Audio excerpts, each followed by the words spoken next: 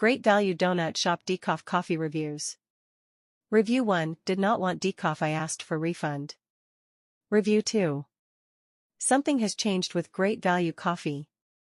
Something has changed in with Great Value brand coffee. I used to buy it all the time, but now it has become unusable. The coffee is ground way too fine and clumps up, causing the water to not pass through the grounds but instead back up and clogs up my coffee maker.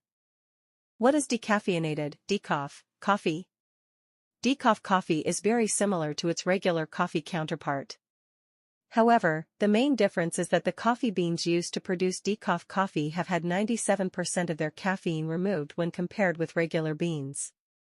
In order to remove the caffeine from the coffee bean, manufacturers have a number of options available to them.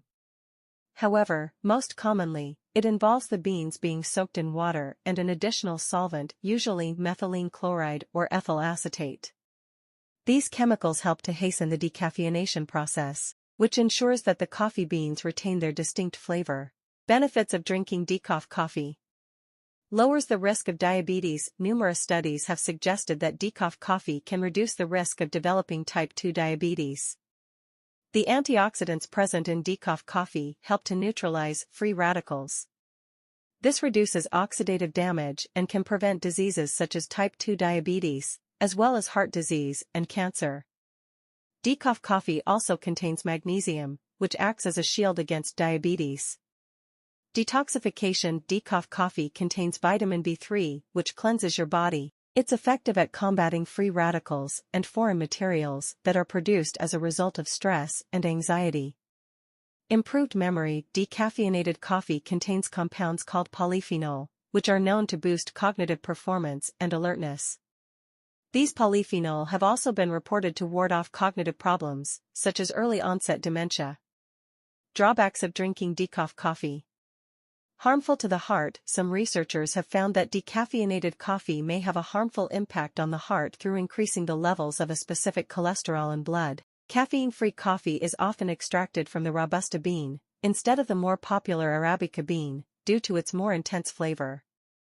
However, Robusta beans naturally have a higher fat content than their counterparts. The first person to commercially decaffeinate coffee was a German merchant called Ludwig Roselius.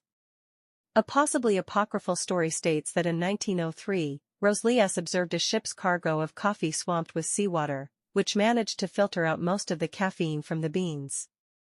Roselius, who also happened to apply to be a member of the Nazi Party twice, invented a method involving soaking coffee beans in brine and then using a chemical called benzene as a solvent to extract the caffeine. The true coffee lovers. It's often said that decaf drinkers are the true coffee lovers because they're not in it for the caffeine hit, instead, they drink coffee for the taste. Until recently, however, much of the green coffee chosen for decaffeination was poor quality. Brown has first-hand experience with this. She had to turn to decaf during a particularly stressful time in her life and burning out on caffeine. I switched to decaf and quickly realized that decaf was awful, she says. Traditional decaf is just, it doesn't taste good. How coffee is decaffeinated.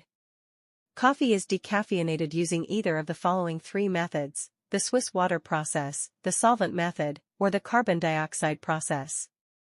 Each method uses a unique process to decaffeinate coffee and therefore can alter the resulting taste of the coffee. Let's go into more detail about each method. Swiss water process. Unroasted coffee beans are soaked in extremely hot water, 175 degrees Fahrenheit, until at least 97% of the caffeine is removed, 99% in Europe. The standard for what qualifies as decaffeinated varies by country. According to the U.S. Food and Drug Administration, decaffeinated coffee must have 97% of the caffeine removed in order for it to be classified as decaffeinated. In the European Union, the classification standards are a bit higher at 99%. The Swiss water process allows the beans to retain nearly all of their flavor and aroma, unlike other methods of decaffeination. If the Swiss water process is used, the company will usually advertise it. Whatever the actual origin of coffee, its stimulating effect undoubtedly made it popular in Arabia. Ironically, though some Islamic authorities pronounced the drink intoxicating and therefore prohibited by the Quran, many Muslims were attracted to the beverage as a substitute for alcohol, also prohibited by the Quran. Despite the threat of severe penalties, coffee drinking spread rapidly among Arabs and their neighbors, and even gave rise to a new social and cultural entity, the coffee house. Called kahvekhanas, coffeehouses appeared in Mecca in the 15th century and in Constantinople, now Istanbul, in the 16th. They became popular meeting places where men of learning often gathered to converse, play chess or backgammon-type games, sing and dance, listen to music, discuss politics and news of the day, and smoke and drink. Coffee became especially popular in Turkey, and the spread of the Ottoman Empire brought the beverage to many more places. The drink was introduced into one European country after another throughout the 16th and 17th centuries, likely starting with Venetian merchants. Many accounts are recorded of its prohibition or approval as a religious, political, and medical potion.